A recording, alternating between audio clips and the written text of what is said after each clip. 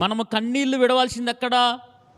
మందిరములో దేవుడి సన్నిధిలో నువ్వు కన్నీరు విడవాలా.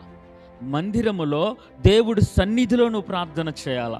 హన్న ప్రార్థన ఎప్పుడు ఆలకించబడిందంటే, నువ్వు బల్ల మీద కూర్చున్నావా, కుర్చీలో కూర్చున్నావా, చాప మీద కూర్చున్నావా, ఏ రంగు బట్టలు వేసుకొని వచ్చినావు, పట్టు చీర కట్టుకొని వచ్చావా, మెల్లో బంగారు చైన్ వేసుకొని వచ్చావా, నువ్వు ఇంటి దగ్గర గొడవ పడి వచ్చావా, గొడవ పడకుండా వచ్చావా, ఇవన్నీ తర్వాత సంగతి.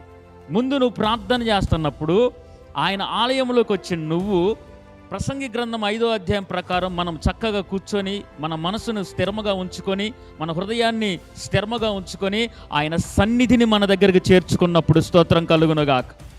ఆయన సన్నిధిని మన దగ్గరికి చేర్చుకొని ఆయన సన్నిధిలో కన్నీరు కారవాలి. ఆమేన్. కొంతమందికి ఎప్పుడు ఏడిపోతుందో చెప్పానా?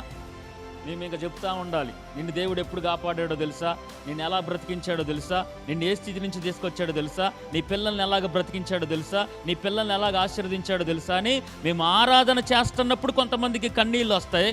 కానీ రావడంతో కొంతమంది ఏడుస్తూనే ఉంటారు. స్తోత్రం కలుగునుగాక. కొంతమంది కన్నీటితో ప్రార్థన చేస్తూ ఉంటారు. అలాగ మోకరించంలోనే కొంతమందికి కన్నీళ్ళు వస్తూ ఉంటాయి. ఆరాధన చేస్తున్నప్పుడు కొంతమందికి కన్నీళ్ళు వస్తూ ఉంటాయి. వాక్యం చదువుతున్నప్పుడు, వాక్యం ధ్యానిస్తున్నప్పుడు హృదయం పగిలిపోతూ ఉంటుంది. అంటే పరిశుద్ధాత్మ శక్తి మన మీదకి వచ్చి దేవుడి సన్నిధి మన మీదకి వస్తూ ఉంది. స్తోత్రం కలుగునుగాక.